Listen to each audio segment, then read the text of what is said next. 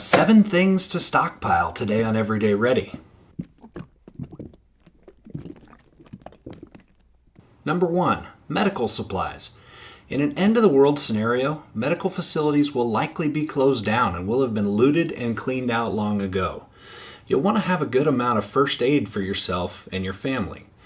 When solid medical care isn't available, a simple cut can become infected and potentially life-threatening. Also, make it a priority to get first aid training so you know what to do with all of that medical gear. Number 2, batteries. During a grid down situation, having a stockpile of these may come in handy.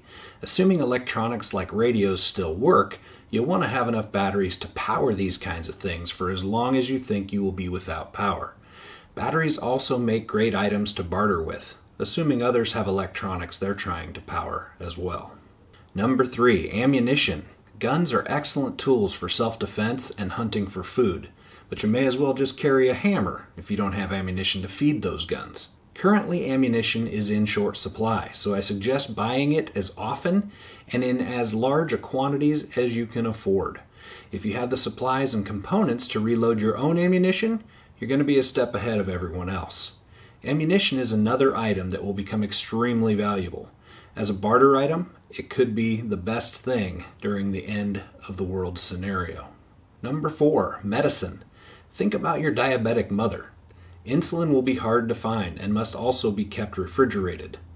Simple over-the-counter meds like allergy pills and Tylenol will be seriously valuable. They would make great bartering items, but if I were you, I'd collect and keep those kinds of meds in large supply, all to myself and my family and close friends.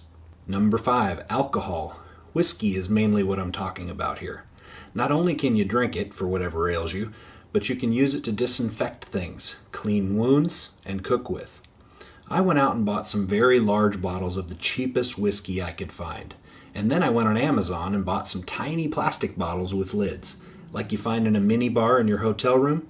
My thought is that I could fill the tiny bottles and use them for bartering items. It's just a good idea to have some of this on hand. Number 6, food. Start a garden and learn canning. These will be valuable skills in the worst case scenario. If the grid goes down, grocery stores won't be able to keep meat and produce from spoiling. Not to mention that people will likely loot and clean out food stores relatively early on. Plan to take care of yourself and have a way to supply your own food. You can hunt, of course, but don't just assume that animals will be in abundance. Stock up on vegetable seeds and know how to tend a garden. Consider fishing for protein, in addition or instead of hunting animals. Number 7, water. Literally the stuff of life.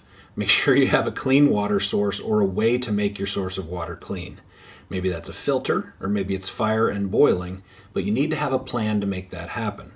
Perhaps find a way to trap and contain rainwater in barrels. The human body can really only live without water for 3 to 5 days. It's vitally important. And finally, a bonus tip: toilet paper. If the COVID pandemic taught us anything, it's that people will stockpile the most random but seemingly necessary items with complete disregard for the items that actually matter most.